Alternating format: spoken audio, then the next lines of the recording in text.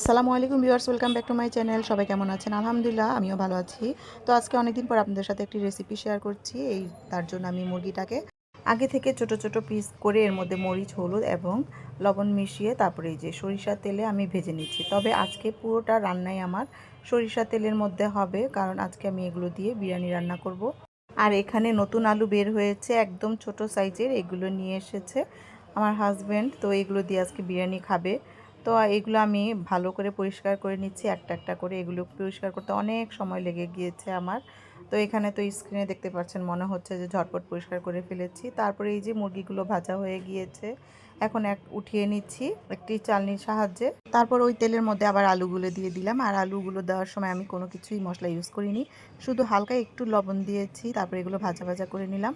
ভাজা ভাজা করে এখন এগুলো উঠিয়ে নিচ্ছি। এখন ওই তেলের মধ্যে আর একটু তেল দিয়ে এর মধ্যে দিয়ে দিলাম আমি 1 কাপ পরিমাণ পেঁয়াজ কাটা, আর হচ্ছে তেজপাতা, আর কিছু গোটা মশলা, এলাচি, দারচিনি, লং।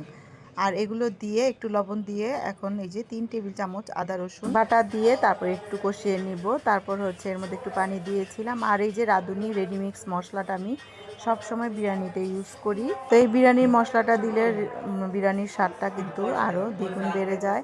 তারপরে এই যে এখন ভালো করে কষিয়ে নিয়েছি। তারপর একটু পানি দিয়ে বলক আনা পর্যন্ত তারপরে এই যে ভেজে রাখা মাংস, আলু, এগুলো সব কিছু একসাথে দিয়ে এখন একটু নাড়াচাড়া করে নিচ্ছি। বাইরে থেকে এত পরিমাণ মানে সাউন্ড আসছে, কি বলবো। সামনে হচ্ছে মাঠ, নিচে হচ্ছে রাস্তা, তারপরে গাড়ি ঘোড়ার আওয়াজ যেমন। আর আজকে মাঠে খেলা হচ্ছে, মাইক দিয়ে কথা বলছে, সেগুলোই আর কি, খুব নয়েজ হচ্ছে। আচ্ছা, এখানে কথা বলতে বলতে কিন্তু আমার মুরগি রান্না করা হয়ে গিয়েছে। তো এর মধ্যে এখন পোলাওটা দম দিব। এর মধ্যে তেল আর হচ্ছে কিছু গোটা মশলা, আদা রসুন বাটা অল্প একটু দিয়ে একটু কষিয়ে নিলাম। তারপর লবণ পরিমাণ মতো দিয়ে তারপর এর মধ্যে গরম পানি দিয়ে একটু বলক আসা পর্যন্ত অপেক্ষা করলাম। তারপর এই যে আগে থেকে ধুয়ে রাখা চালটা ছেড়ে দিলাম। এখন হচ্ছে এটা বলক আসবে, তার আগে 4-5টা কাঁচামরিচ দিয়ে দিলাম।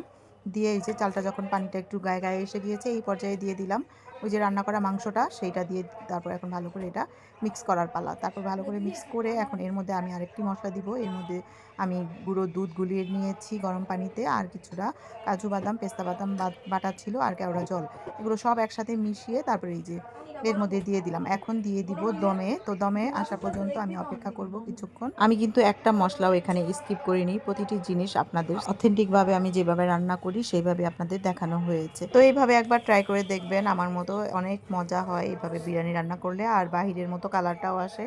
তো আমার বাচ্চারা তো এটা খুব মজা করে খায়। আর এরকম কালারিং বিরিয়ানি রান্না করার জন্য অবশ্যই সরিষার তেল এবং বাহিরের রাঁধুনি যেই কেনা মশলাটা পাওয়া যায় সেটা ইউজ করতে হবে। তো এই তো রান্নাবান্না শেষ হয়ে গিয়েছে, এখন খাওয়া দাওয়া চলছে আমাদের। তো আমি কোনো সার্ভিং ডিশ বা বলে কিছুতেই বাড়ি নেই, সরাসরি প্লেটে সার্ভিং করেছি বাচ্চাদের জন্য। অনেক দেরি হয়ে গিয়েছে। তো আজকের ভিডিওটা কেমন হয়েছে আর আমার রেসিপিটা যদি ভালো লেগে থাকে অবশ্যই আমাকে একটি লাইক, কমেন্ট, শেয়ার করে দিবেন। আজকের মতো ভিডিওটা এখানেই শেষ করছি। আল্লাহ হাফেজ।